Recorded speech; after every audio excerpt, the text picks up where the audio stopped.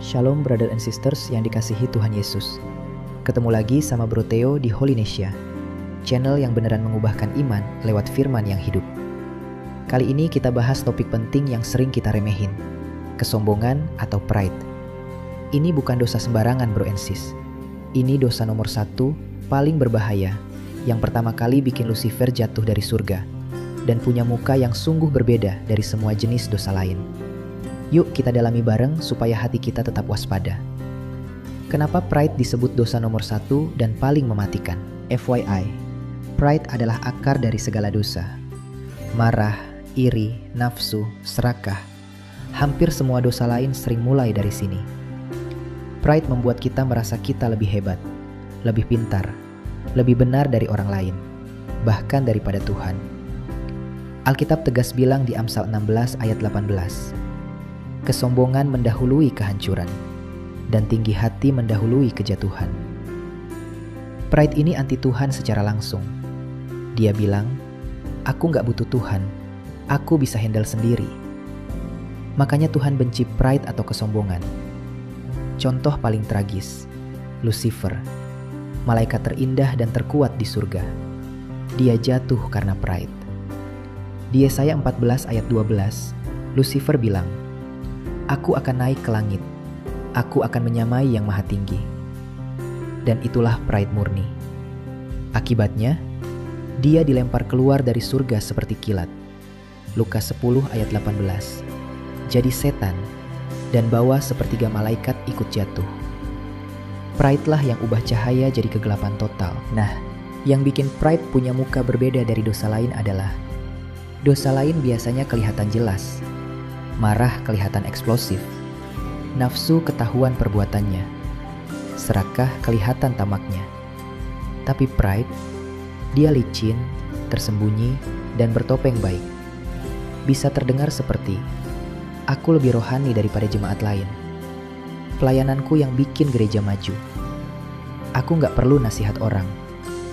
Bahkan nyamar jadi kerendahan hati palsu. Bayangin, hidup kita ini kayak main game RPG open world, yang ada banyak boss levelnya. Kebanyakan boss level itu wujud dan tampangnya menyeramkan. Gede, sangar, dan fully armed. Ada bos pemarah, bos rakus tukang makan, bos envy atau iri hati, atau bos gendut pemalas. Begitu lihat, langsung siap-siap. Wah, musuh pergantian level nih. Harus siap attack and bikin strategi. Tapi bos pride, well, kesombongan atau pride itu bos level akhir.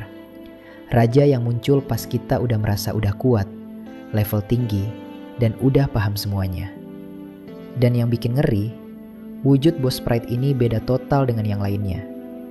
Dia gak nyeremin, gak mengancam, malah kelihatan baik dan bersahaja. Dia bakal bilang, hey, kamu hebat loh, kamu lebih rohani dari yang lain, kamu pantas dipuji. Kamu gak perlu bergantung sama siapa-siapa lagi, termasuk Tuhan. Dia juga bisa nawarkan sesuatu, seperti, kamu layak dapat lebih, kamu itu pintar, ganteng, cantik, bikin besar kepala pokoknya. Dan akhirnya, kita mulai main dalam God mode, single player. Gak butuh tim pendukung, gak butuh keluarga, gak butuh gereja, gak perlu panduan firman Tuhan, apalagi Roh Kudus. Sampai tiba-tiba game over. Kita kalah. Nah loh, jadi gimana cara kita menang atas dosa kesombongan ini, brother? Well, Tuhan kasih cheat code dari firman yang pasti bekerja, yaitu kenali dan akui. Doa jujur seperti Daud. Selidikilah aku ya Allah. Lihatlah jika ada jalan yang sesat dalam diriku. Mazmur 139 ayat 23-24. Tanya diri setiap hari, apa aku lagi merasa lebih dari orang lain? Rendahkan diri di hadapan Tuhan. Yakobus 4 ayat 10. Rendahkanlah dirimu di hadapan Tuhan, maka Ia akan meninggikan kamu. Juga pilih kerendahan hati setiap hari. Filipi 2 ayat 3.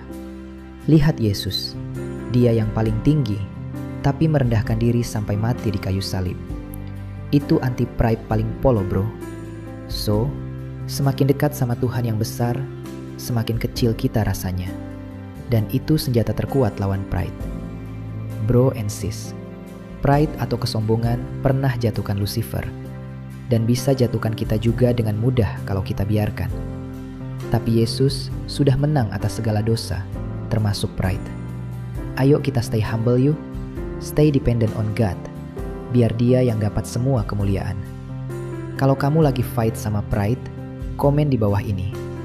Atau share gimana Tuhan ajar kamu kerendahan hati. Like and subscribe, dan nyalain lonceng biar kita terus grow bareng dalam firman. Tuhan Yesus memberkati kalian semua. Stay humble, stay victorious. Thank you for your visit at Holynesia.